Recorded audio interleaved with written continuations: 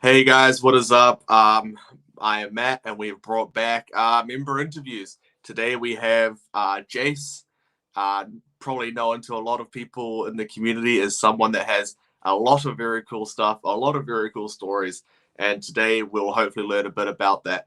So as that song kind of said, it's time for member interviews. What up? Hey man. How are we? Yeah, really, really good. That I marked out just that intro. That video is pretty cool. Yeah, it's not too bad, eh?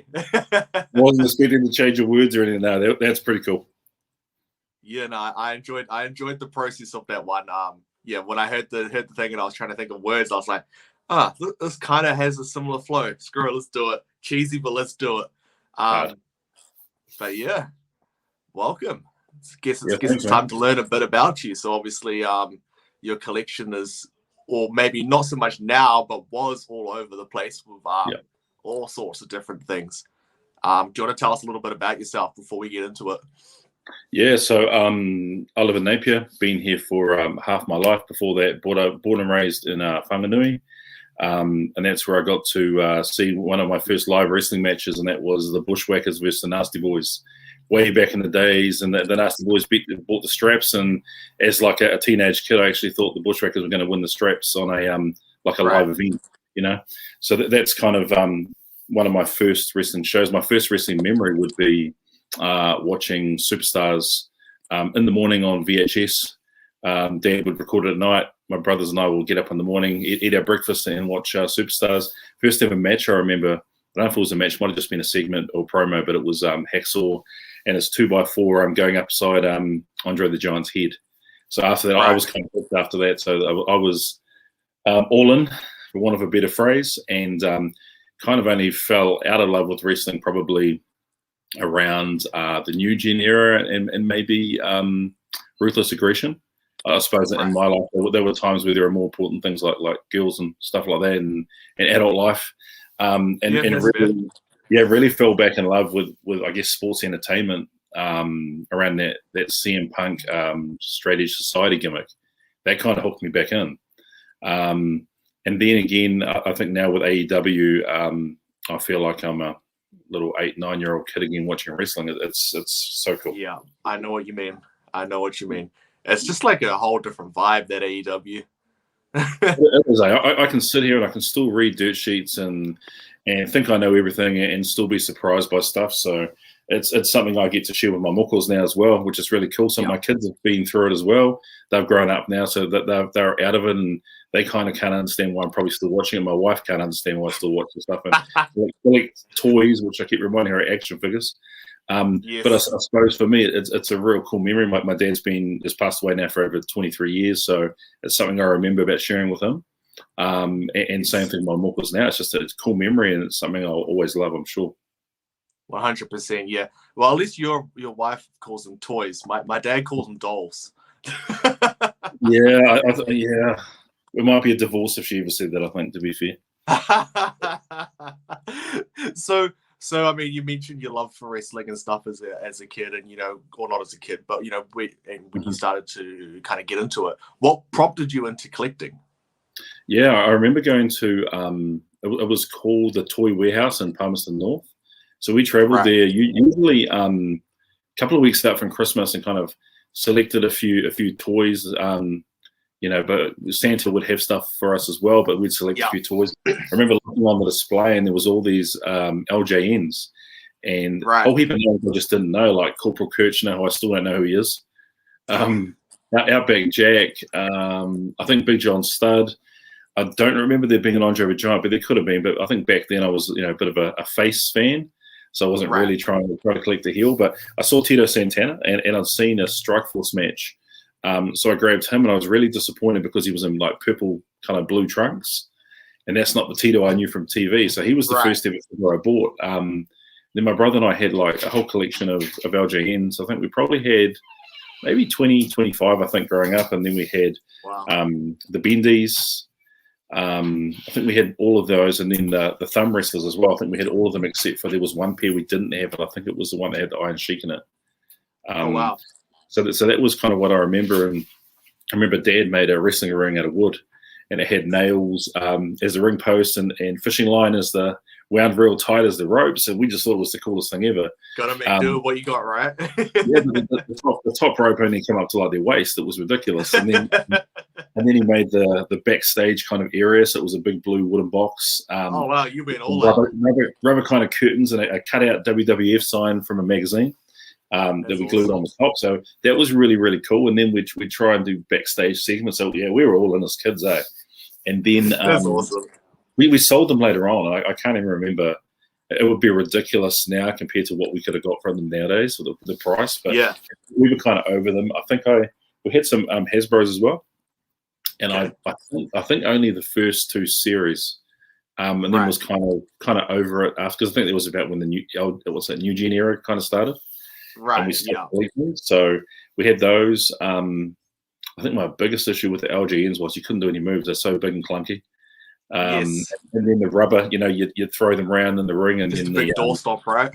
Yeah, and then the face paint and stuff would come like Brett's glasses. He only had like one black glass, and the other one was clear. It just so you don't have any LGNs today? You just got rid of them all? I have none. I've been gone for years. The Hasbro's gone for years.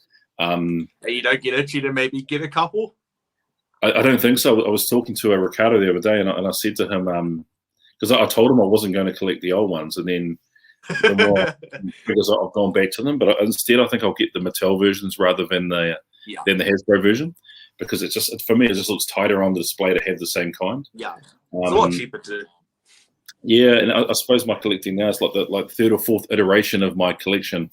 I'd have a collection, then I'd sell it for whatever reason, and then I'll go back to it. And I think my wife's fearful of that now, that you spend all this money on these figures and then toys, and then when are you going to sell this lot and what's next? So I don't intend to ever sell the lot I've got. Hopefully, yes, totally. Thanks. So I guess this leads into maybe a couple of stories for you, and how Mitchell knows that you met Sammy Guevara. But what was it like to meet Sammy Guevara, the new TNT champion? For anyone that hasn't watched Dynamite this week, sorry. Yeah, it was really cool. So meeting Sammy was really cool. So I've been a big fan of him for a long time, and mainly just through the vlog. Yeah. I think I just saw his vlog, and it wasn't from the beginning. It was probably maybe 30 episodes in or something like that. I started watching his vlog. And just started following him because it was so cool watching him on the road. And for me, a lot of, I think a lot of wrestling fans, sometimes the behind-the-scenes stuff and the promos are more fascinated than the actual wrestling. So I really like following that stuff. So been following him for a while, messaged him a few times, and he's always messaged back. And that was before he's mega like he is now. And then, when was it last year in February, I was fortunate to go over to watch the Dynamite show, and it was in Austin, Texas. So I knew Sammy would be on the card because he's from Texas. Yeah. And so I flicked him a message on, I'm trying to think what platform, I think it might have been Instagram, and just said, hey, I'm from New Zealand. And that's a key. That always works. For anyone out there that's going overseas to watch wrestling, wants to hook up with wrestlers, that works. And said, look, I'm going to be at the show. Is there any chance I want to have a quick meet and greet kind of thing with you? And he goes, yeah, for sure. He goes, I'll catch you at the show. He goes, message me on the day. So I messaged him on the day, heard nothing back. And back and goes, no, I'll hit you up at the show. I'll see you. Like, I'm going to go to the parking lot. I park there all the time. See me there. And then I waited in the parking lot like a real mark. And there were, it was interesting, like only 3 of us there. One guy that I've seen at every single wrestling event I've been to in the States, he'd been at like 90% of them. Just mega. He was there with his folder of 8x10s. With multiple copies. So he's the guy that, wrestlers, it's the reason wrestlers don't like those kind of meet and greets like normal, because guys like him, because he's selling them on eBay, obviously. Exactly. Get them done, get a photo to show it was legit, and straight onto eBay by the time he gets to the car. That's it. So he was there, and another dude in a monkey mask. Real bizarre. Okay. So those two there. Sammy jumps out of his car, and he walks up, and I said, oh, Sammy, I'm the guy from New Zealand. He goes, oh, I'll hit you on the way back, man. I'm just going to go drop off my bag. And I promise I'll be back, because he goes, I've got to get my camera out of the car. 15 minutes later, he came back, got the camera out of the car, and just started filming. And he goes, okay to be on the vlog, of course. So filming on the vlog, I bought him a couple of Bang energy drinks. Because if you watch the semi vlogs, that's what fans do. Give them Bang energy drinks. And then he's now sponsored by G Fuel or something. Not even Yeah, Bang. What the heck? Yeah, definitely. And then I said to him at the time, because I knew Waiheke, real big on the vlog scene over here, and I said, can he do a shout out? So he did a whole segment and filmed it for him on there for Wise Stories, which is really, really cool.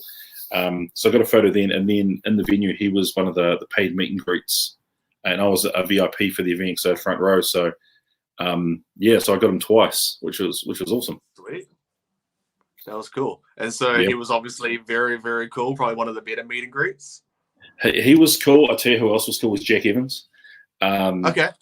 He legit liked it. So around the car park at the back of the venue, there's just a big cage, and you can see everyone behind it. The only people we didn't see coming in were Cody and Brandy. They drove straight through. So even the Young Bucks parked outside the venue and had to walk through.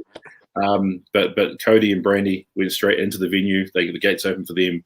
Kenny, Riho, and Nakazawa and Tony Khan went through in a private truck as well. Otherwise, everyone else literally walked straight past us. But Jack Evans, he was out having a smoke about every 10 minutes. Not kidding. Smoking. I was going to say, you would have caught him mid-smoke. Oh, he was. He was breakdancing the whole time and skateboarding, and it's not a gimmick. It's real life. And he was so nice. He tried to get Angelico to come out. He couldn't get him out. Who was just really cool. I got Jerry Lynn. He was nice as. Malenko and Arn Anderson had a real fuck off look on their faces, so left them alone. But how was it meeting MJF? Yeah, MJF was completely in character, and I'm starting to think it's not a character. Yeah, the only time I've seen him, there was one. Was it Best Friends or one of those kind of high spots videos? I've seen him on one of those, and he's out of character. But he was truly in character. He was really real rude to some people. It was quite funny listening to the insults. Yeah. And I'm sitting there like, shit, what's he going to say to me? And he didn't. He just ignored me. He sat on his phone the whole time. There's a cheesy photo of me smiling next to him while he's sitting there ignoring me on the phone. Have we got that photo? I don't think I said it to you, but I can share it later. That would have been funny. Yeah. But yeah, and Wardlow just stands there behind him. So it was funny. So I just said to him really quietly where I'd come from and stuff. And he gave us a little grin. So I think he heard what I said. A little bit of respect for you making it all the way over.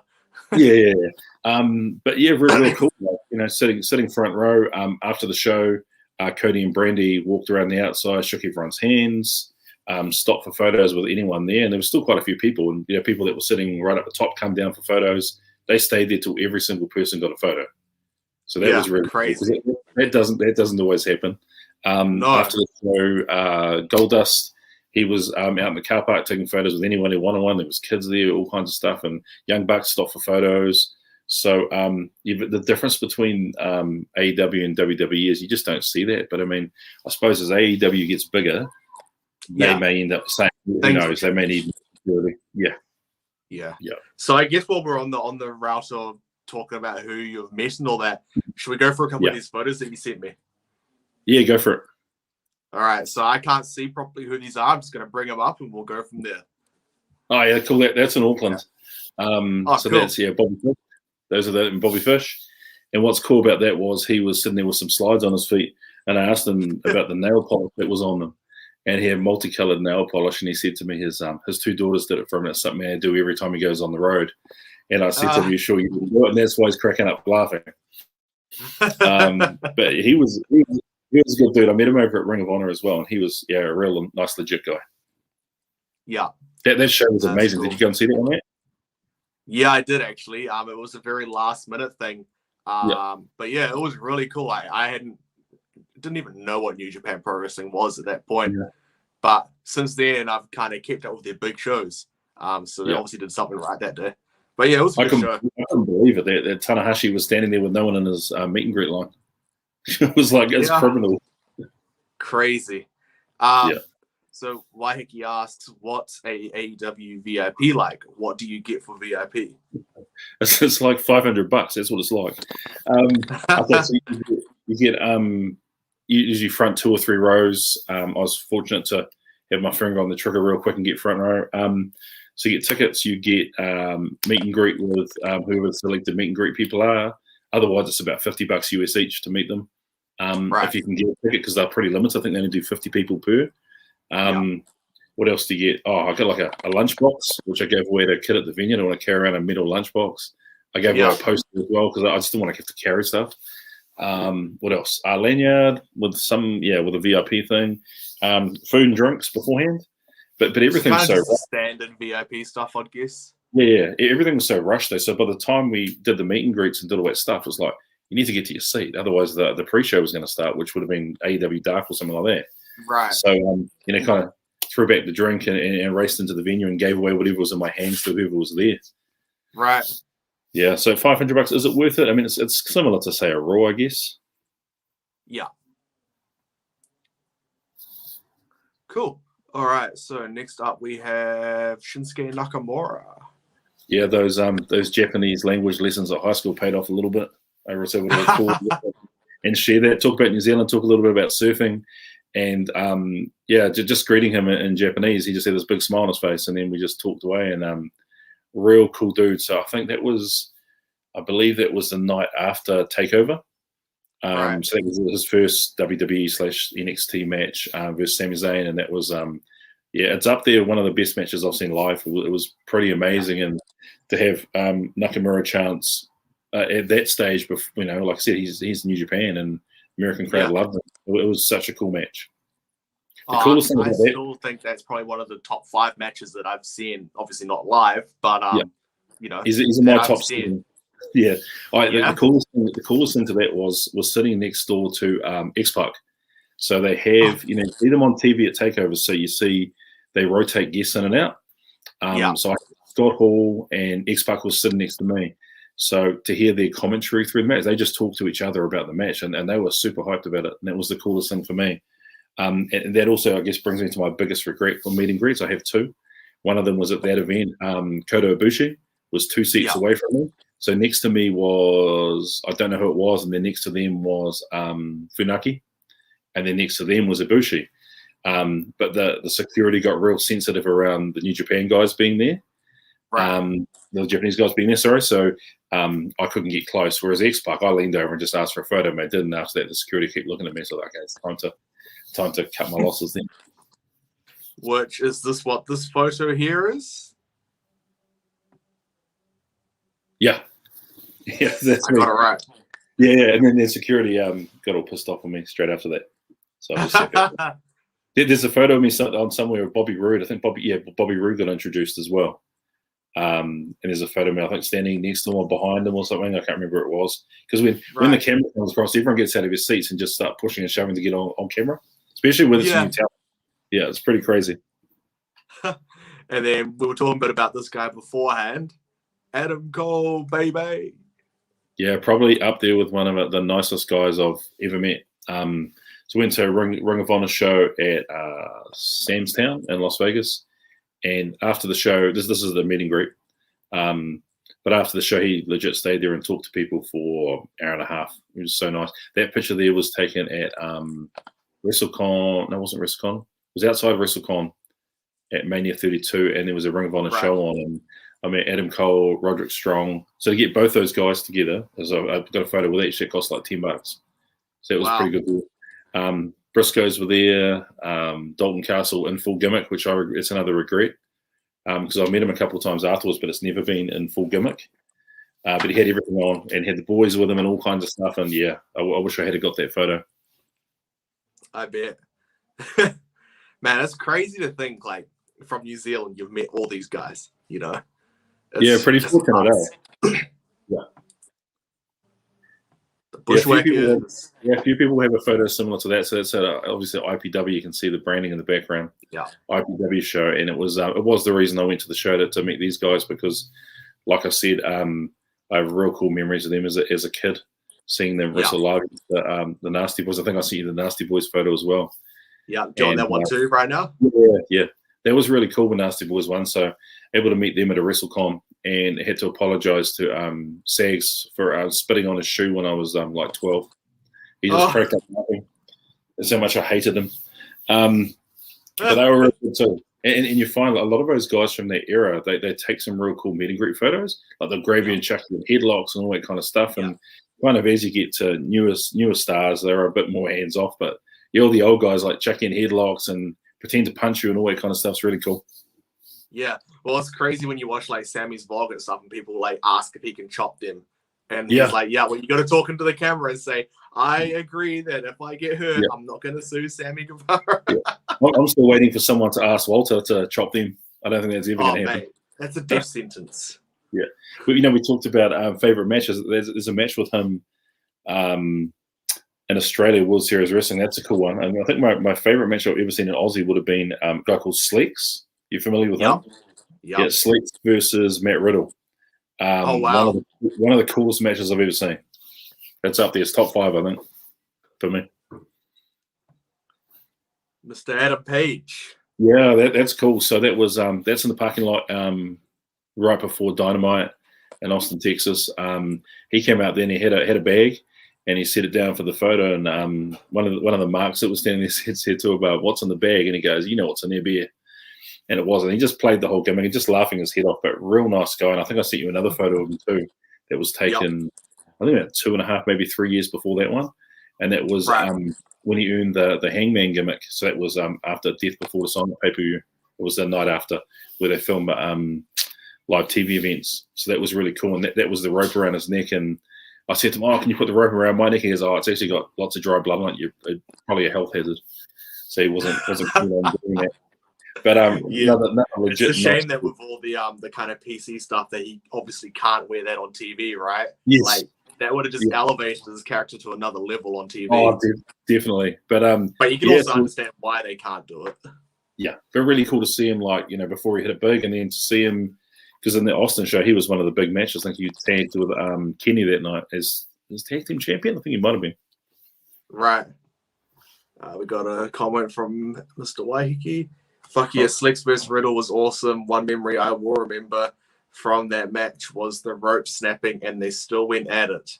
Yeah, I think that added to the show, but it was so good. And that was Riddle kind of uncensored. So those of you that have seen Riddle at indie events prior to signing with NXT, he was a real talent. He was so raw and just did awesome stuff. And Slicks is pretty cool. He's up there, one of my favorite wrestlers now. I haven't seen any of his Ring of Honor stuff, but and all those made it there yet, has he?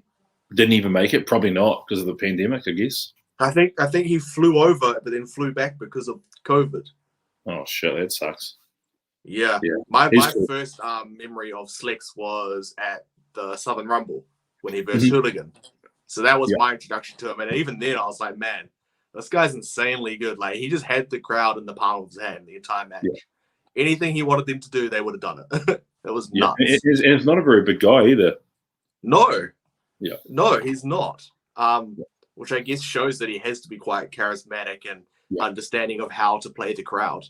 It's quite funny because one of the events I went to in Aussie, it was Slicks drove up in I think it was a Mercedes truck. So kind of living the gimmick of being the man. And then Adam Brooks came in and beat up old Holden, which kind of was giving a bit of a bogan over there. So, they're living the gimmick.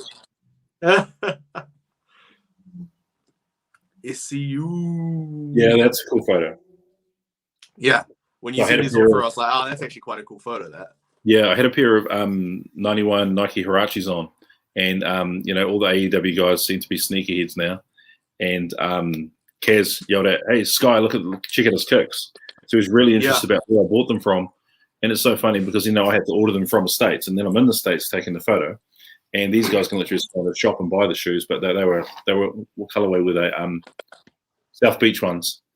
Right. So black, that blue color and the pink. So, they were really fascinated with the shoes. But, that they stopped for the photo, all three of them, and didn't have to. And just, once again, genuine guys. And, whether they are excited or not, they all look somewhat happy to be in the photo. They look inside the photo. Yeah. Dalton Castle. Yeah, that's another one. So I talked earlier about getting hold of Sammy. So when I knew Dalton Castle was coming over here, I messaged him, and when I met him at Ring of Honor, I had quite a decent sized beard at the time, And then when he met me in Auckland for the New Japan show, he said to me, "What happened to the beard, man?" And it was just real funny that he remembered from the pictures, so he knew who I was. So that was pretty cool. And the coolest thing about that event was I was, because I'm a super mark, my wife went with me to the show, and it's probably the only show she'll ever go with me to. And we went into the venue early because, I've been to a few shows and I know that's how you get the photos. And we got there real early and we sat down in the lobby. So, there was the gym right next door. So we sat down just outside the gym. Then security came and closed the outside doors, wouldn't let any fans in. We're already inside the building. So they let the rest of the fans. I was getting all these photos. And then Tama Tonga walks up to me, gives him this big, hey man, haven't seen you for ages. And my wife's like, how the hell do you know him? And I met him in Vegas at Ring of Honor show. And what was funny about that was I mentioned that I was from New Zealand. So he jumped straight on his phone and went straight live, Facebook Live, I think it was, to Battle Like Fale to Tux, and chucked me on there live. Like we were all best mates. And I'd only just met, Tama Tonga, but he'd recognized me 2 years later in Auckland. Crazy. And that was really, really cool. Like that made my whole weekend. That was cool. Yeah. That's crazy, man. Like the amount of people that meet as well to remember like us, you, me, whoever you meet. It's like crazy, man. Exactly. Samoa Joe, was this pre-WWE or? Yeah, that was a night after Takeover. So that's his eye as a result of Bella. Was bleeding pretty bad in the match. And the key there is if you're brown from New Zealand, you speak a bit of Samoan at the meet and greets, and you get photos like this. Roman Reigns, when people come up, if you're a chick, you get a hug probably from Roman Reigns. If you're a man, you get an outstretched handshake. You walk up to him and say "Talo" or "Malo, bro," also, and then you get the full-on hug. And that's what I got. And everyone's like, Roman Reigns. I don't know Roman Reigns, but we look like we're long lost brothers or something. So that's why I wanted to share that photo. So sometimes you have to live the gimmick yourself. Yeah, exactly. Yes, there's a real story behind this. So that was taken. That's at Las Vegas Airport. I think it's called McCarran Airport. I think it's called. But I was sitting at LAX. I think I had like a 7-hour wait for a flight, something ridiculous like that. So I'm sitting in there, and this dude is sitting right down the other end, miles away from me. That guy's pretty big, like arms pretty jacked, looks pretty tanned. Didn't recognize it was Tanahashi for ages. Took me ages to recognize who it was. Anyway, he was on the same flight as me. What I didn't realize was that most of the New Japan roster was on the same flight. So I get out of the grab my bags, go outside to find out where the Uber stand is, and just went to turn my phone on because I was running out of battery and everything. And then Naito, Evil, can't remember who else it was. I think it was Yano. They all came straight past me. I was too slow for my phone, and they went across the cross, and I was like, "Oh my god, I just missed the chance of meeting them." And I was standing there all pissed off. And then we had to wait to cross, and I just looked next to me, and Tanahashi's standing right next to me. Crazy. I was just cracking up. So I said, "Hey, Tanahashi, get a photo." So that's the photo. They're waiting to cross the road to get an Uber. Wow. I was tempted to tell the driver, follow that car to see where they're staying, but I thought I need to get some old motel too. Yeah. Facebook user says, "I think you or your wife took a photo for me and my bro with the Elite at New Japan Pro Wrestling meet and greet." Yeah, it's one of my favorite photos. The ones that it's cool. One of us probably did. Y'all got a photo of my wife throwing up Too Sweet, and that'll never happen again either. Yeah. Yeah, I've been told by lots of people that this is photoshopped. I remember at the time when I took the photo, but I was legit at Comic-Con that year, and that was. Bro, when I saw this photo, I thought the same thing. I was like, "That looks photoshopped." No, definitely not photoshopped. I had like 12 different angles of it, but I think I was sitting about third or fourth row, and it kind of was the end of the the reveals and everything, and then the camera people went up close to get a photo, and I just looked around and no one was kind of moving. I thought, "Stuff, this is my chance to get a focus." What I wanted in the photo was mainly Heyman, just a photo of him kind of behind me.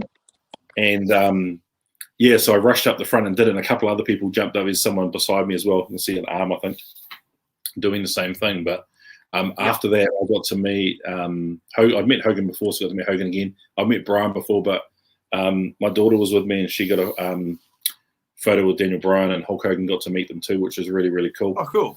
And you didn't see Heyman again that weekend, or Sting. I think the signing was think it was just Hogan and Daniel Bryan. I don't think anyone else did a Right. signing.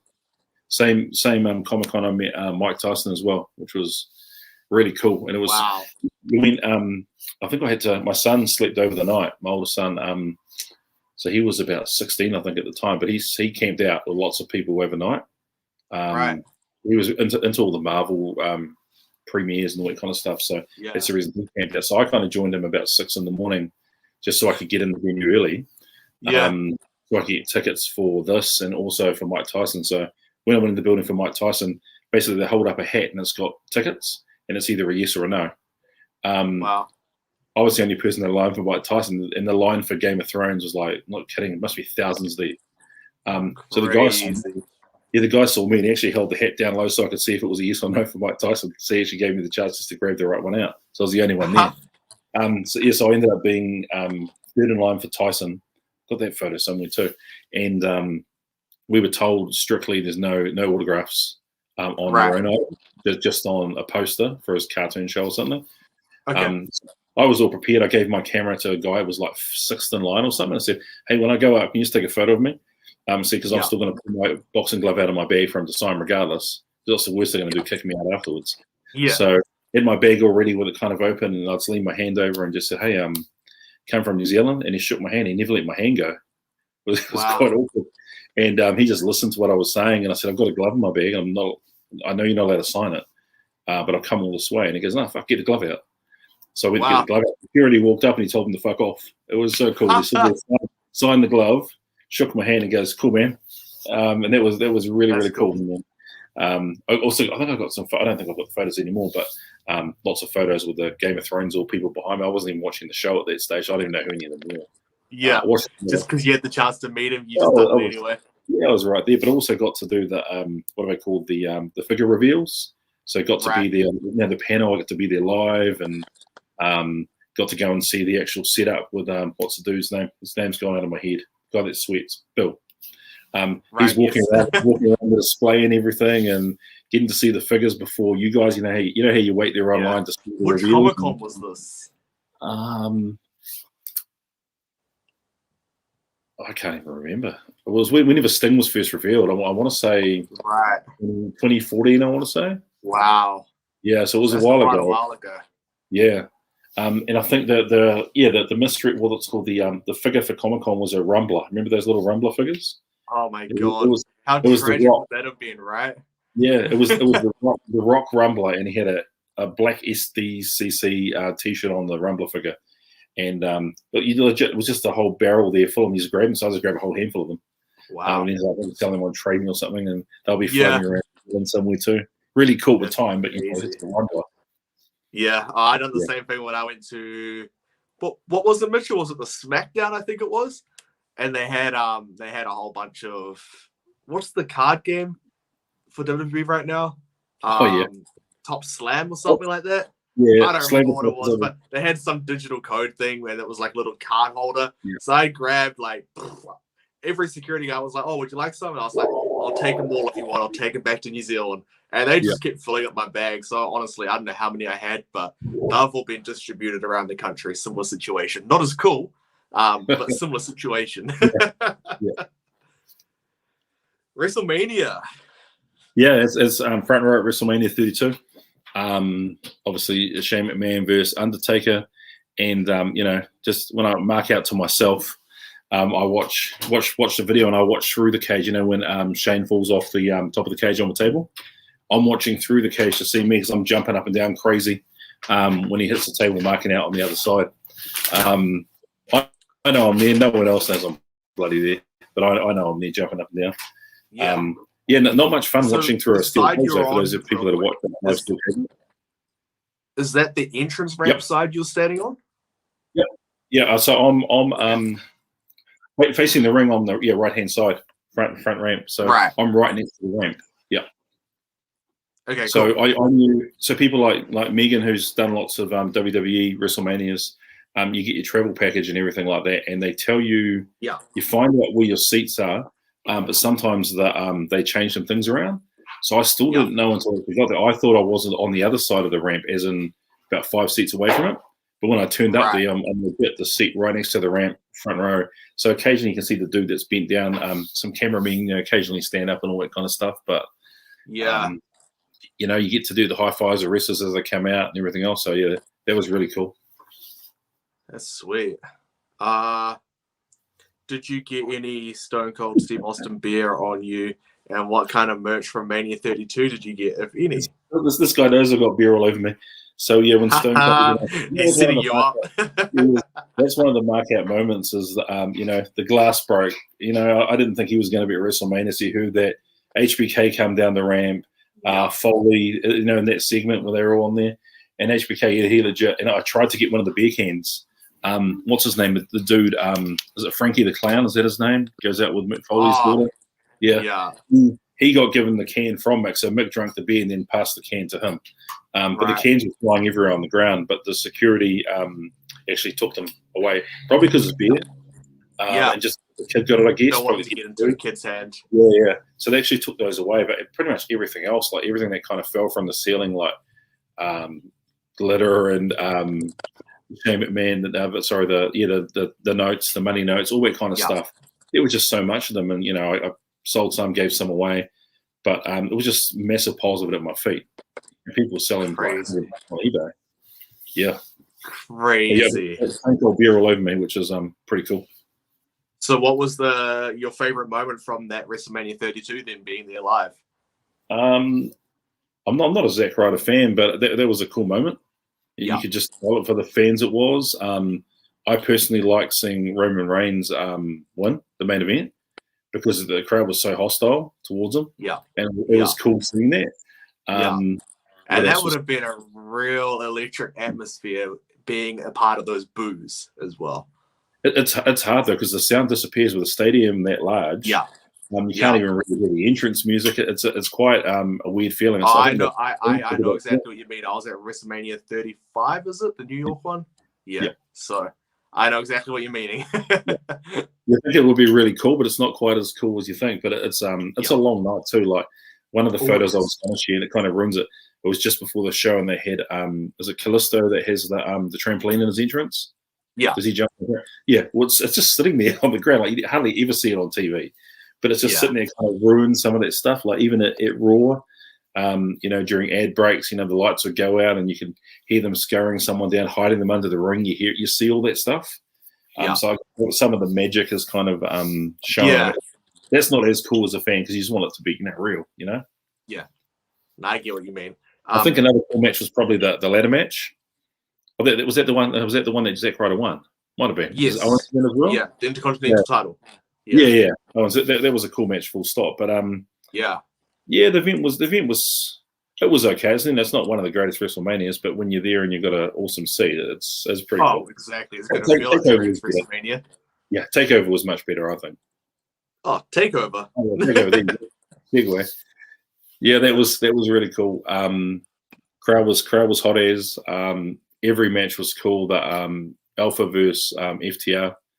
That was an epic match. Every single match was cool. And then when you watch Bella versus Joe, it's hard to know if it's real or fake wrestling when you start watching that stuff because there was some legit shots going in, and Bella got thrown. Oh, they would have gone until hit me as hard as possible. Oh, they were. Linda McMahon, Stephanie, they got thrown over the top and it almost hit Linda and Stephanie. And it was getting pretty physical because they were down the same aisle as me.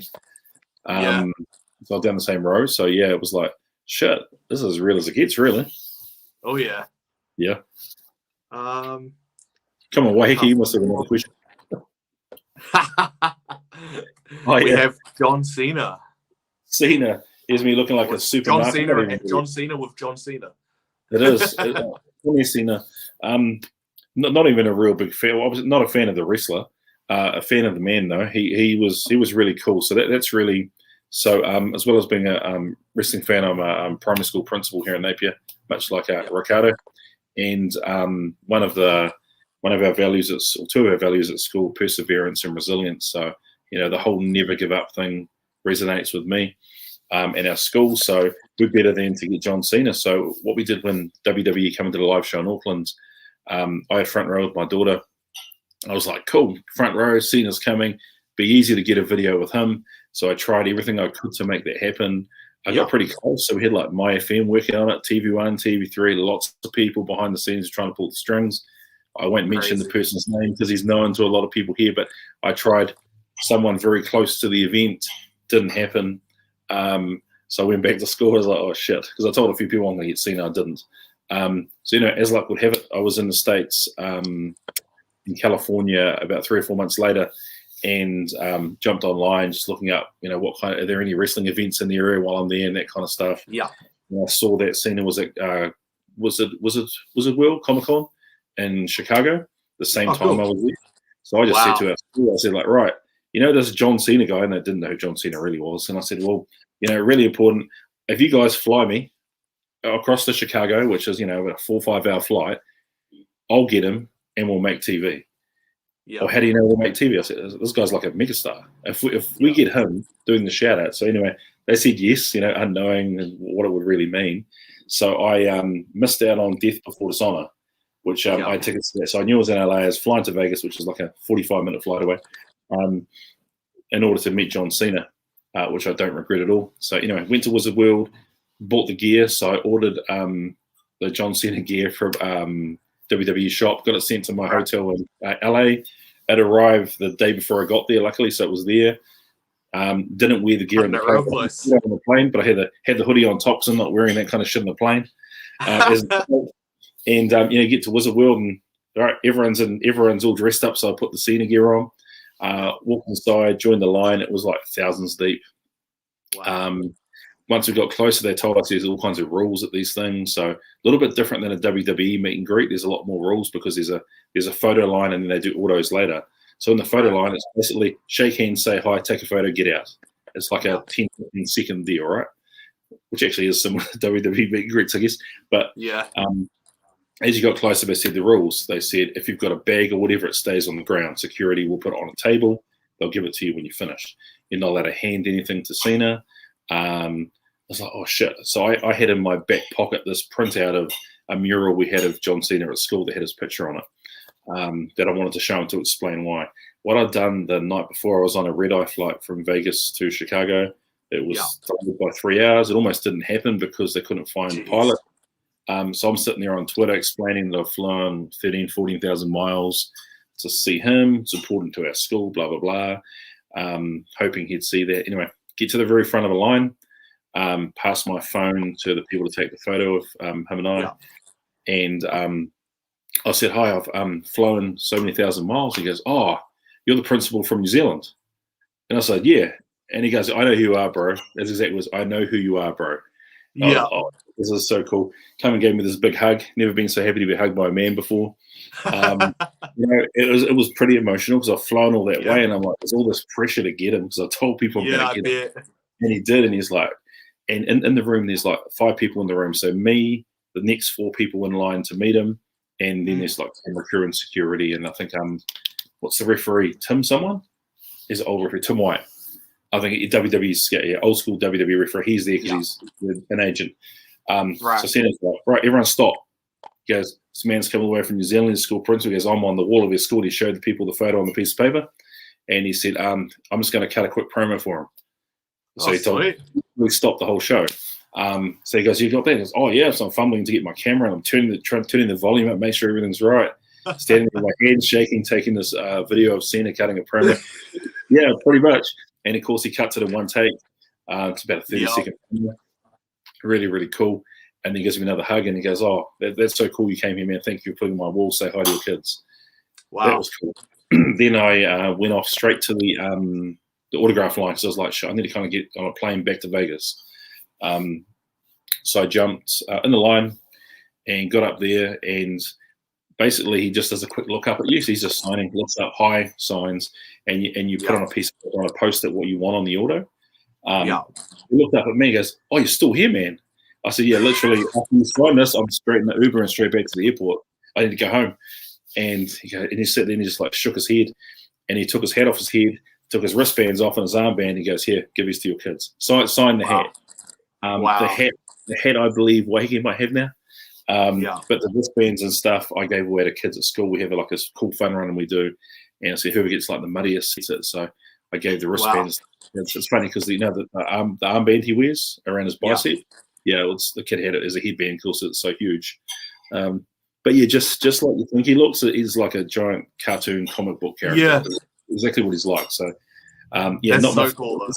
What a cool dude. Yeah. Yeah, like I'm similar. I'm not a big fan of him as a wrestler, but from stories I've heard similar to that one, Mitchell's got a good story about when he met John Cena. That's crazy. Yeah, like he's such a good dude. He is. And there you go. Waihiki's outed himself. I'll tell you another cool thing that Waihiki has as well. So at Mania 32, and I'm not ashamed to say this, but Cena was after his little bit when he comes in, he walks down the aisle and he takes off his wristbands. So I have my camera positioned to like take a selfie. So I get a picture of me with Cena walking behind me. Because I thought this is the only time I'll ever get a photo with Cena, even if he's walking behind me. And I'm flicking away on my camera because I didn't know you just put your finger on it, takes multiple. Like the burst shot, and I did that, so I'm flicking away. Anyway, he takes off the wristband, and it's so far. I don't know if I have these photos anymore. I think Waihiki might have them. But my eyes move direction as it sees the wristband come flying to the person behind me. And all of a sudden, you see my hand just kind of fly out from behind, grab the wristband mid-air. And it's all on camera, like my arms here, the wristband's here. And there's like a teenage kid behind me, like maybe 14, 15-year-old. I have 80% of the wristband. He has 20%. And like I'm a pretty big dude. So anyway, he stands up. I just do a little pull like that, and it's in my hands. So it's mine. As he tries to his dad stands up, then I stand up and I tower over his dad. So that was the end of that story. And the rest of the I ruined WrestleMania for that kid. I know I did. Because he just sulked the rest of the event behind me, and I could give two shits. Because I see his wristband. But yeah, so Waihiki has a lot of my stuff, and we talked earlier, but before we started filming this, Matt, and there's a whole bunch of merch that's out there in New Zealand that it's probably come from me. You were selling a Hardy Boys print.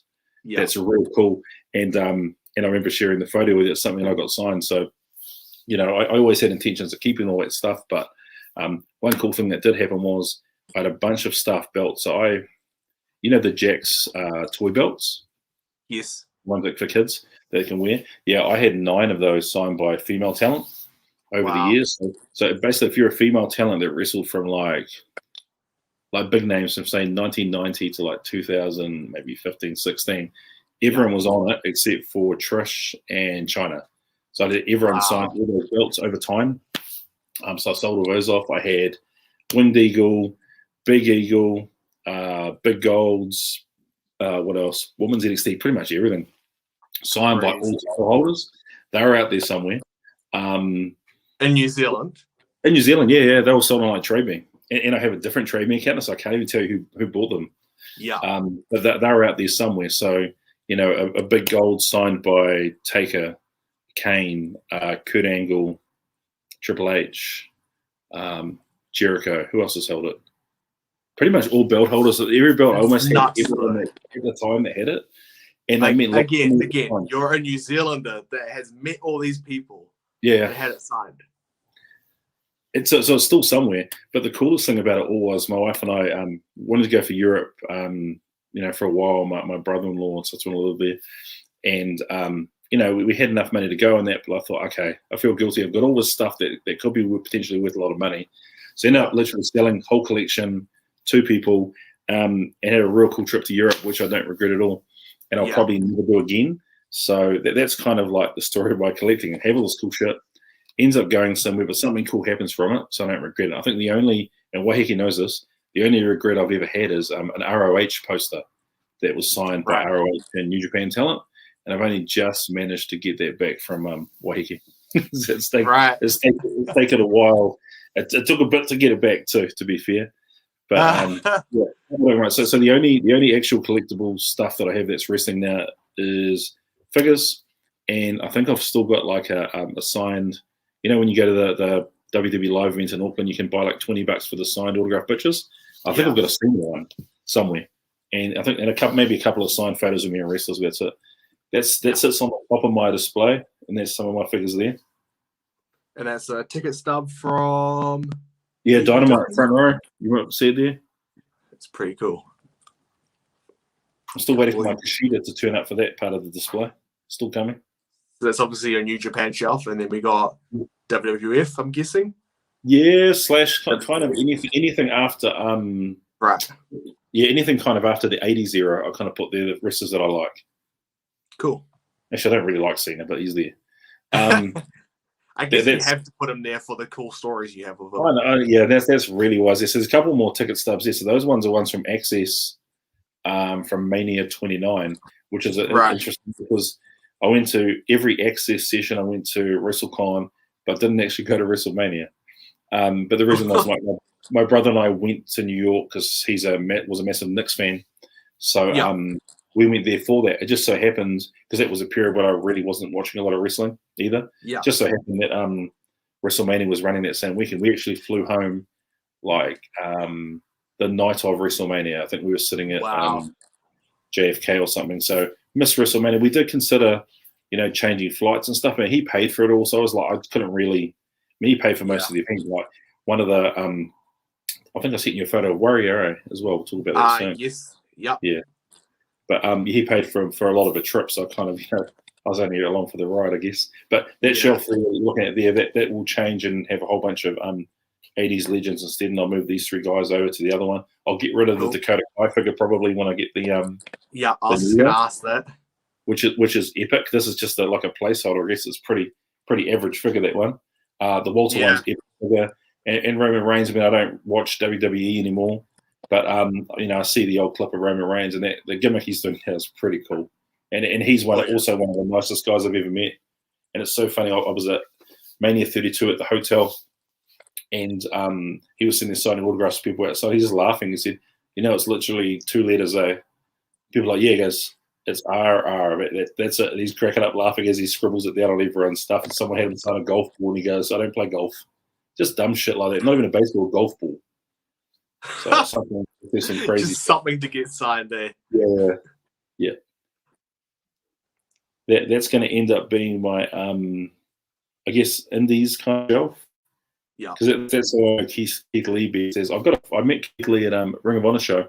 He was part of a group called can't remember, but him and Shane Taylor were a tag team. And at the event I was at, they fought. It ended up being a 3-way tag match. War Machine, which is I think the Viking Raiders, with a stupid name they're called now. Those two guys, the Briscoes were in it too. It was such an epic match. I'm surprised that the whole ring didn't implode. Hey, speaking of stupid names, what do you think of Keith Bearcat Lee? Yeah, it's stupid. I think paying a homage to a past wrestler is pretty cool. Like, I guess I don't know the guy, but I kind of heard the story. Yeah. But Keith Lee on the Indies. Keith Lee that was so epic at PWG and Defy and all those indie shows. Even NXT, right? Like, he was pretty epic at NXT as well. Yeah, but you know how it goes. You join the main roster, and fuck. That's why my Kevin Owens figure's got the Steen shirt, because pretty much cool. I mean, Kevin Owens NXT was epic. Who goes up to the main roster from NXT and beats John Cena? I just hope he ends up going to AEW with all his mates next year. That'll be cool as. Yeah, it's going to be a very interesting next year, or maybe 2 years, because that's kind of when all of the original, well, not original, but the prime Ring of Honor roster, their contracts run up with WWE. And then we'll really see Ring of Honor with an actual budget, basically, because that's what AEW will become. Be crazy. So that's you got that Scott Hall pretty quick. Yeah, Amazon, I think I bought it from. Right. I'm sure I paid twice or 3 times what it's worth. But yeah, I did. And that DDP is just the basic that I got a figure shirt from and chucked it on. That's insane. I got the shirt just like the Outsiders one. But the Goldberg only turned up 2 days ago. But that's my WCW. So in that era, I actually only watched WCW. I didn't even watch Raw at that stage. I was a big WCW mark, and in front of them, we didn't have whatever channel was on at the time. We didn't have that channel where we lived, so I had to go to a mate's house on the other side of town, and they'd video it on VHS, and we go back and watch. And that's the days Sting dropped out of a ceiling. It was so cool, and that's kind of what AEW feels like to me. That's the same kind of vibe. Yeah.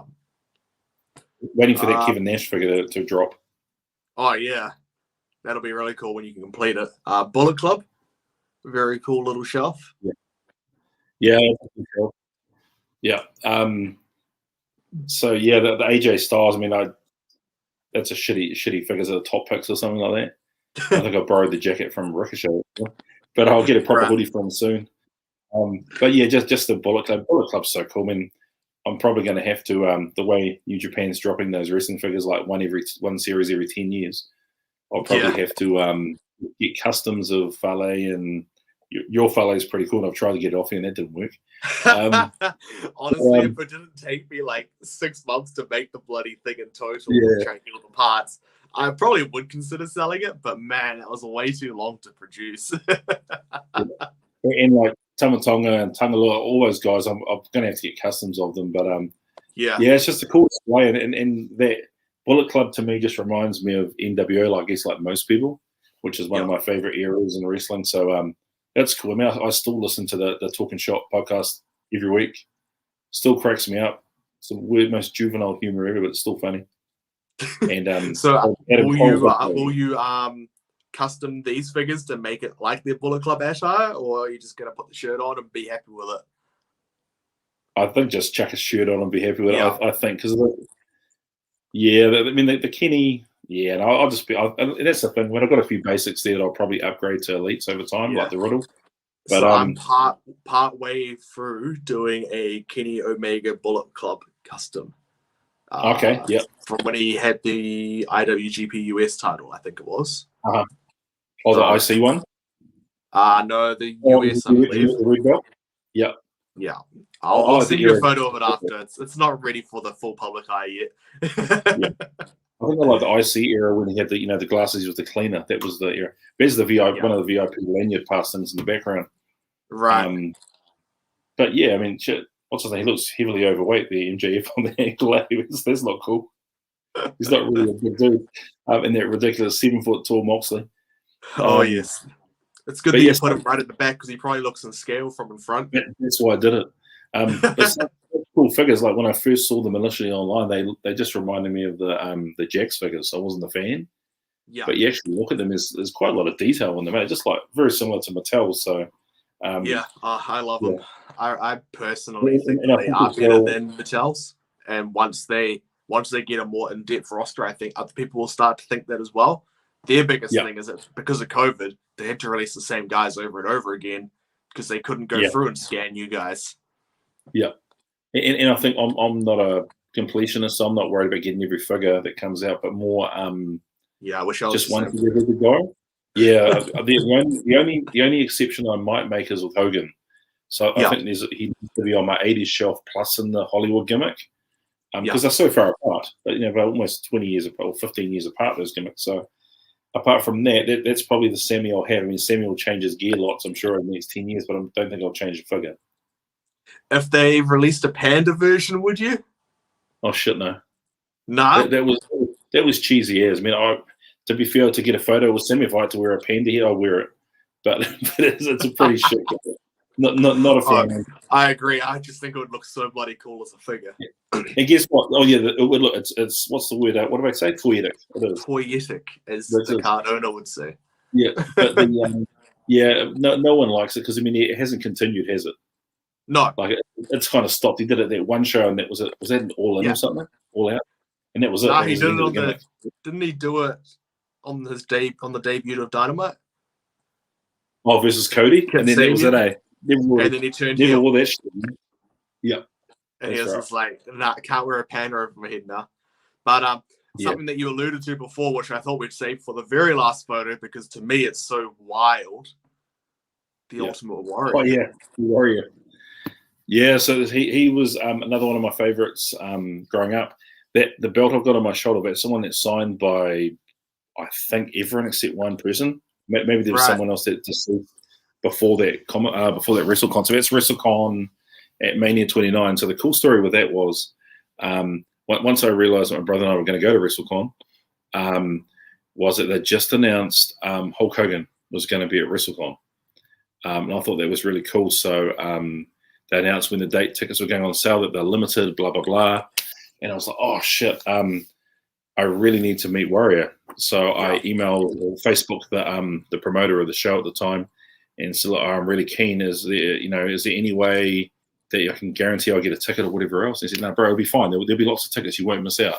But I was so stressed about it. I just kept messaging him all the time. And in the end, he realized that I was coming all this way and that, and we kept talking about wrestling. Became really good friends. So he sent me through a code. And he said, try this like a couple of hours before the actual release. He says there is a pre-sale, but this is the friends and family pre-sale. So I got tickets to Hogan then, and then they announced Warrior. I got tickets to him as well. The cool shit about Warrior, I don't think I sent this photo through, but I think you've seen it before, and I'll share it later, is actually did a lunch with Warrior. So there were 8 tickets only. Yeah, you did send this. In the same promoter, and it cost a shitload. So it was like $500 US each, which my brother nicely paid for us. Wouldn't have done it otherwise. But and Warrior was a favorite of his. So he had growing up in the 80s, he had the orange Ultimate Warrior shirt. So it was orange and it had the face on the front. Right. So he was a huge fan. He even looked for it, but he couldn't find it. And it probably still would fit him at the time too, to be fair. So we did the lunch. So that was at WrestleCon. So we did WrestleCon, and then we had to make our way to this restaurant to do this lunch. And we were stressed out because, we don't have cars or anything. We're relying on, it wouldn't have been Uber then. It might have just been taxis, I think. Yeah. Taxis to get to places. And we turned up to the venue, and there was only 8 tickets available for this event. So it was the two of us. There was one Mark from the States, and then the other, I think it was only 4 other people. So it ended up being 7, 4 other people, and those 4 people were foreigners, so their English wasn't great. They were just happy being there. They just smiled the whole time with work. They just loved being there, but didn't really offer much. There for the experience of having lunch with Warrior. Basic English. And the Mark from the States, he was a local guy from Jersey. He was one of those fans that knew every Warriors match, every Warrior match that he had and what date it happened, and 3 minutes into the match this happened, and Warrior actually didn't want to talk to him because of it. So he was more interested in like a normal person, dude. Yeah, he just wanted to talk as a person. So he was talking to my brother about what we did for jobs and all that kind of shit. So that was really cool. So we actually got most of his time. It was like, I think it was 2.5 hours of lunch. Wow. We had all our stuff with us, like figures to be signed, belts, all that kind of shit. And there was no signings at it. And I thought maybe we could sneak them in, but they're pretty strict on that. So after the dinner, we got like a photo with him there. So got the photo with the face paint, and they got a photo in casual with a leather jacket on from a lunch dinner as well. That's so cool. What's cool about this photo is that the day afterwards at WrestleCon, because if you've never been to a WrestleCon, it's just massive big convention hall with wrestlers just parked up everywhere, and the lines are huge. The line for Hulk Hogan was 500 deep, like 2 hours before the signing. Warrior was exactly the same. I had a bunch of meet and greets, and I was doing like pre-sale ones online because I'd never been to a WrestleCon, so I did pre-sales. I learned later just actually better to have cash on hand. It's quicker and easier. The pre-sales, it sucks. And there was lots of pre-sales I didn't even get to, and then just wasted money. But anyway, I was that morning. My brother was pretty sick. Just didn't cope with being overseas for so long and everything else like that. So he was at Access, and he went to the medical room. He was going to like passed out asleep for hours, and he just said, "You keep going." And so I took all his Warrior stuff and that to be signed. So I had like bags of shit carrying around everywhere. So anyway, I walk into the venue, and the line's like 500-600 deep. It was ridiculous, and there's always other wrestlers I wanted to meet too. So I went to go in the line. Anyway, the promoter came out, who I'd met, and he said to me, "Oh no, fuck that, bro! Come to the front of the line." So he walked me right to the front, and Warrior yells like, "Hey, Jase!" like in front of this whole crowd. So he stopped the line, and walked right to the front, signed the more shit, and he asked who my brother was by name too, because we met him at the lunch the day before. So yeah, real genuine guy. So I got 2 Winged Eagle signs, 2 Ultimate Warrior posters, the 80s ones. So they actually sold the poster over here, I believe. It might have been on WWF shop back in the day. 2 Warrior posters, 2 Mania 6 posters signed by Hogan Warrior, 2 Defining Moments Warriors figure signed. What else did I get? A couple of other things as well. I think like 80s like memorabilia with Warrior on it. So all that. I have none of it now. I actually still have a Warrior figure here. But that's going to Waiheke, like a lot of my stuff. He's already claimed that.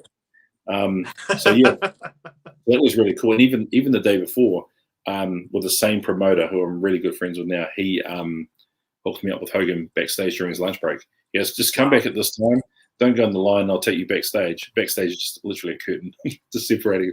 Open the curtain. Warrior's sitting there eating the sandwich. Hogan, sorry, is eating the sandwich. And he goes, hey, brother, did the whole thing and that. He's really nice too. Yeah. So got photos with him and that no one else has. So at that WrestleCon, everyone has that similar background to that Warrior, that kind of the sky-looking background. Yeah. Mine was a completely different background because I'm backstage. So really cool. So the promoter the promotion's called Legends of the Ring. So it's based in New Jersey, and they do 2 conventions every year. So James, that runs that year, real good friends with him. He hooked me up with Prince Nana from Ring of Honor. Okay. You know? No, don't know the name. I didn't know him either, to be fair. I think he's done a lot more managing in his later years, but he was a wrestler, and they grew up together, went to high school together. So he knew I was going to Ring of Honor. He goes, oh, I'll hit up Nana. So I hit up Nana. I got to go backstage at Ring of Honor and meet the talent there. At one of his shows, because I missed that Death Before Dishonor show, because going to meet John Cena that time. Yeah. I missed the meet and greet with Evil. Oh wow. Yeah, so I saw Evil. It's funny because Sam's Town is a casino in Las Vegas, and there's lots of food places like McDonald's and there's Subway and all that shit. So anyway, I got to the venue the night before Death Before Dishonor. Walked in, Jay White standing there. So I got a photo with him and everything. He couldn't understand what the hell I'm doing all the way over in America. Just got a photo with him. I meet Hiromu Takahashi as well. Yeah, he was sitting there. He still had his red hair gimmick, so it's kind of still a current kind of photo, I guess. I can't remember what the name was then, whatever name he was using then, because I think he was with Kaz and Daniels at the time, tagging with them in trios. Who else did I see? Yano walked past. He was with his wife and kids, so they'd made a whole family trip over there. So I stopped him, and he stopped. He took off he had a pair of prescription glasses, took those off for the photo, so he looked more like a gimmick. Oh, cool. And then I went to Subway, and Naito and Naito had the damn hat on, so you know his hat. His LIJ had it. He had it on. So he's living the gimmick, and he's with Evil, and Evil's sitting there with the beanie on. I tried to get a photo with Evil, and Evil pretended like he couldn't speak any English, and I know he can. And Naito translated for me. He couldn't because he didn't have his eye makeup on. It's like a smoky looking eyes, so he wouldn't take the photo. And I was like, oh shit, I'll get him at the meet and greet. And anyway, he wasn't at the meet and greet. And I was so pissed off. So I asked the dude there. I talked to a local guy, and he said, "Oh, go and ask Jeff." So Jeff Jones, who used to work in Ring of Honor, he's now in AEW. So he's on lots of vlogs. You'll see him behind the scenes. Usually has a baseball cap on. He was running it, and I just explained I'd come from New Zealand and I missed the meet and greet. And he goes, "Oh, who do you need?" I said, "Evil." He goes, "Oh, after the show, stay here." He goes, I'll come and find you. One of my guys will come and find you. So after the show, I'm still sitting in my seat. Security's trying to pack up all the seats. And I was like, oh, shit, he's forgotten me. Then he comes out from behind. He walks in, so I get a photo backstage with Evil, which is really cool because at the time I hadn't met him. I met him since. Yeah. But it just being from another country is huge. They really appreciate you. That way, they'll basically do anything for you. And that, I guess that's one thing I was a little bit sour of not getting Cena over here. Yeah, because he'd come and stay, and I knew because the meet and greet at that New Zealand show was New Day, Apollo Crews, and I want to say someone else who I've forgotten was the meet and greet. And I knew Cena was literally in the locker room next door. Like, open a door, I take my phone out. I didn't have to meet him, just do a shout out for school. Didn't work out, whatever else. But it works overseas. And there's a dude. So there's a dude that does the social media for AEW.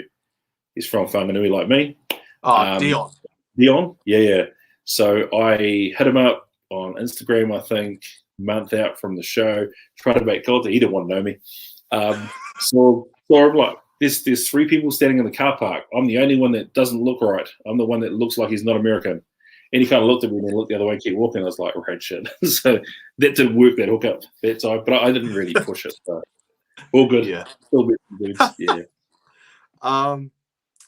The jacket he's wearing there, is that a WCW one, Warrior Nation jacket?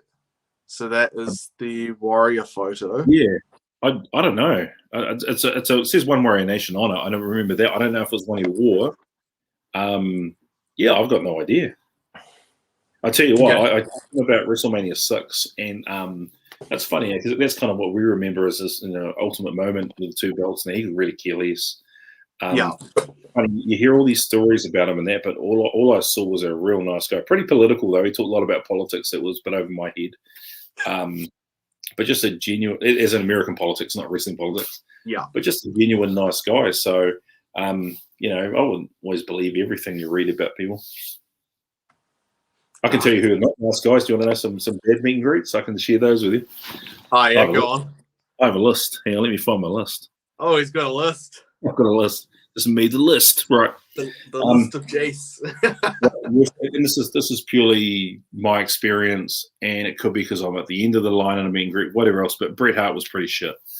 Well, not very animated. Could care less. Kind of looked at you, signed the stuff, and when you're chucking hundreds of dollars in his hand, you'd think he'd be a little bit more thankful, but not really. Mr. Mox, Dean Ambrose, met him 3 times. First time I met him was airport in Sydney. We both coming through immigration at the same time. I even got Randy Orton, and Randy Orton's kind of famous for being a real dick at airports or anywhere with that. And I asked Randy for a photo. He looked around. There was literally no one in like 100 meters of us, and he goes, "Yeah," because there was, he could see there was no fans. They were just traveling, so he was happy to take the photo. Ambrose walks past, and I kind of had the camera ready at both of us as a selfie mode. Snapped a few photos. He goes, "I didn't say yes." So okay, well, too late. I've taken it. And then I met him at WrestleMania 32 and literally shook my hand without looking at me, scribbled on whatever I had for him to sign, and just walked off afterwards. Just no eye contact. If you're a chick, different story though. Was my experience. Yeah. Zack Ryder, aka Matt Cardona. Alex, I hope you're watching. Yeah, he wasn't very. This was a WWE Access event, so he's paid to be there, but maybe that's why he was sour. But then 2 days later he's wearing the strap, in front of 100,000 people. So he was pretty cold. But then you had people that like Curtis Axel and Heath Slater were some of the coolest guys, real personal. Tamina. So I think maybe the more you go down the card, the nicer some of the people seem to be. HBK was pretty shit too, to be fair. Just didn't care. Wasn't a dick or anything. Just didn't look like he wanted to be there. But that's some of the worst. But I'll share. I've got a list of some of the best as well. Okay. Roman Reigns, real nice guy. Ultimate Warrior, as I just said. Tama Tonga, awesome as. Jack Evans shares. Sammy Guevara, Jonah Rock, aka Bronson Reed, real cool. I met him at Paul Sayers' show he did in Wellington, which is probably my favorite New Zealand show I've ever been to. So, in my opinion, I'm still to this day, that's my one regret that I didn't go to their show. Yeah, because I've heard so much good things about it. I literally went there to meet Jonah. Could care less about New Zealand talent because I hadn't even been to, I think, to a New Zealand India at that stage. Then I was sold. Like the talent that was there was, Moody and it's called K9 now, Kane Khan. Yeah, they were there. Pretty much a who's who of like SPW/IPW at the time. Yeah, all on this card, and so he was awesome. So I messaged him when as an Aussie, just saying I wanted to meet him because I didn't know if there was going to be a meet and greet there. And he was cool as just real nice and down to earth. Hangman Page, like I said, Adam Cole, Cena, Nakamura, DDP's awesome. Okay. Exactly. Just full of energy like you expect him to be. He's just like that. He would talk to you all day, just like Hacksaw. I mean, quite a few New Zealanders probably met Hacksaw because he's been over here. Hacksaw was awesome when I met him at Armageddon. We would talk for an hour if you could to each person. Oh, yeah. Matt Hardy's cool. It's cool, right? Like, they understand that you've spent money, so they're trying to give you some time. And if you're a mega fan, it's like the ultimate, It's so cool. Matt Hardy's the same. So I met Matt and Jeff. Jeff didn't say much. Matt said everything. Matt would literally make up a story to keep talking. It was so crack up. I was 20th in line to meet the Hardys. Yeah. Hour and 15 minutes, I'm still standing there. It took that long to get to the 20th. Yeah, I reckon Jeff would be there. He'd sign us and go, "Oh, hey man, how's it?" Blah blah blah. Yeah. And he'd pass it on to Matt, and you go say something to Matt, and then you'd be talking with him for ages. It's exactly how it was. I was, and I was like, bro, I've got to go to another signing. I'm trying to get there, and it was like, and then some of them, like I said, they don't even look at you, so it kind of balances out in the end. Bobby Fish, like I said, Dalton Castle, Briscoes are awesome. Yeah. And probably Will Ospreay is probably one of my favorite meets I've had in New Zealand. I was there when I filmed Waiheke when he did the haka for Will Ospreay at SPW.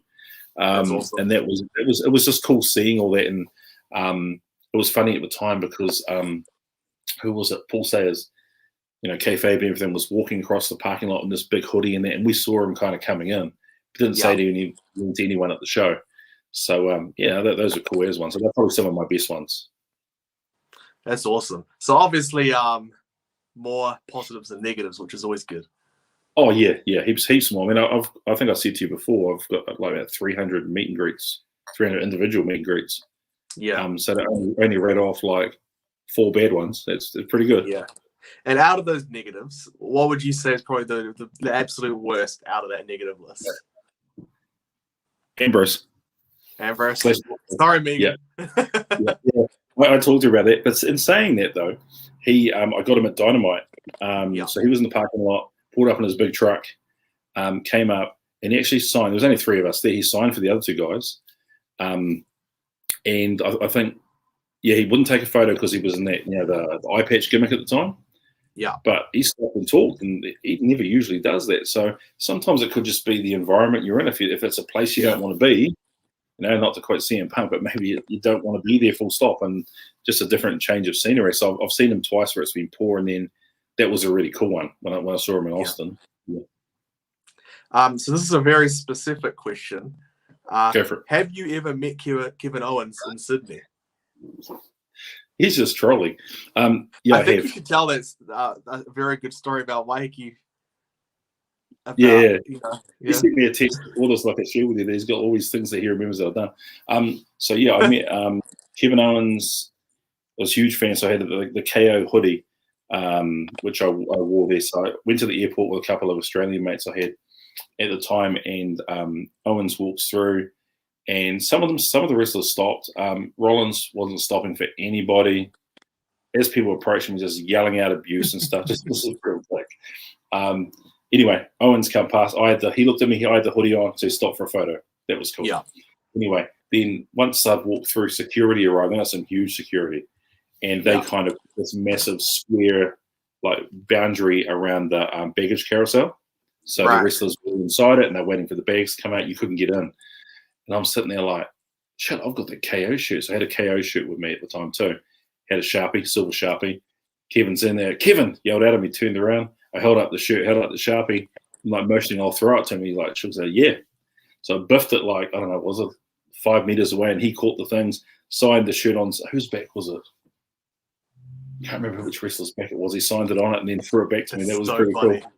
Yeah, that was pretty cool. So I met him there. And then I got, this is why you always have to have, battery charger or something for your battery back for your phone. So when I was in Sydney Airport ready to fly home, and I had my phone turned off trying to conserve battery because I didn't expect to see any rest in the airport flying home. Went to check in. Kevin Owens walks past me. Oh, shit, they're here. So turned my phone real quick, got him for a photo. Then I went through immigration, and that's when I saw Ambrose and Randy Orton and the Bella Twins, and saw the Bella Twins twice. I got a photo of Brie, a real good one of Brie. One of Nikki was terrible, was all blurry. Anyway, I saw them at Duty Free later. So I asked her for a photo. She got all pissed off because she goes, you already got one. I said, yeah, it's blurry. And I showed her, and she was like, She had a real pissed off, whingy face. But in the photo, she's smiling. How cool. But I don't regret it. I'll never see her again, so it's cool. Yeah. No, that's awesome. Okay, so just looking at the time, we're at 1:20. So I think we I'll give you one more question, and then we'll wrap it up, and we'll probably have to organize a second one because I think like Waiheke, these could go for hours and hours on end. I haven't even got to the questions. Yeah, I know. It's good though. I prefer not to get to my silly questions. I prefer to just like I kind of explained to you off air. The way I like to do interviews is it's not an interview. It's just let's just talk. Let's shoot the shit. There's questions here to prompt if I need them. Yeah. But otherwise, let's just talk shit. That's cool. The best, I reckon. But just because it's obviously for Wrestling Collectibles New Zealand as the group. What is something you appreciate about collecting and something you very much dislike about collecting? I think what I appreciate is that there's lots of people like me. Yeah. Because, you sit there and you buy these figures and you unbox them in your house and you put them on display shops. Like, shit, there's actually other adult men doing the same thing. I'm not the only one. And there's a community that feel the same way about the figures that also have their own stories. I know I was talking to Ricardo come and saw me at school the other day. Yes. And just talking about different memories we had growing up. and he shared one he had about Junkyard Dog. And Yeah. I mean, Junkyard Dog's an okay wrestler, but for him, that was the first guy. I'm the same with Brutus. Brutus was always my favorite, and it's so corny looking now. I cried when he got his head cut by the Spurs of Outlaw Ron Bass that time on TV. The big X over it, but he was one of my favorites. So definitely that, and it brings back these memories of childhood. Yeah. It's funny, actually. Apart from wrestling and everything, I collect 1991 Nike Huarache shoes. Okay. And I think the reason why is because in 1991 I couldn't afford them. Yeah. So now as an adult I can. It's that nostalgia. So I think that's what I appreciate the most about collecting. Cool. What was the other question? Pretty much what you dislike about collecting. What was it? I think probably that if you get in late, it's really expensive to catch up. Yeah. I had some of the early Legends Series 2, Series 4 figures, and I used to have the Demolition ones and Mr. Perfect and all these other wrestlers. And now they're kind of quite expensive to get. I mean, I saw your Rock Ultimate Edition figure. It's ridiculous what those figures go for now, eh? Yeah, that's nuts. Investments now. So Ultimate Edition in general, even if you don't want to collect it, but if you have the opportunity to buy it originally at retail, you'd be a fool to turn that down if you can afford to do it. Yeah. Because give it a year, 2 years, especially once it's not on ringside, you're making money on that. Whether you collect to make money or just to collect, you're silly not to be honest. I think the only other thing is that, there's US store exclusives. Yeah. Like a Dakota Kai that's coming out, like a Scott Hall that I had to pay exclusion prices for. That sucks being an international collector. Imagine having a New Zealander as a US exclusive. Make her a warehouse exclusive. Exactly. I think the only other one is those New Japan figures. That shit. Yeah. I've cancelled my Naito Series 2 like 4 times just so I can buy other figures. Right. And reordering them, and we're still waiting. And I really thought that Series 1 was never even going to happen. And the only one I didn't buy was Ishii. I regret it because now he's like 4 times the value. So that's the stuff I hate as an international collector. Yeah. No, that's cool. And I think I can speak for everybody who's still watching. Thank you for coming on and sharing a bunch of your stories. There's a lot of them. It was a very good comeback to the member interviews because I hardly had to say anything. So it was cool to have you on, and I'm sure like Waiheke we'll get to a part 2 and a part 3 and a part 10 and a part 20. But thanks for coming on. Appreciate it. Okay. Thank you. Anything you need to plug or anything you want to say before we get out of here? No, but I'll put a list of 80s Mattel figures if anyone has any cheap. There we go. Hit me up. Awesome, bro. Thanks heaps. Awesome. And thanks everyone for tuning in. Comment down below who you want to see on here next. Is it Mr. Amos? You guys have been asking about him since we last used to do him. Is it the Fox? Is it someone new? Let us know down below. See you guys.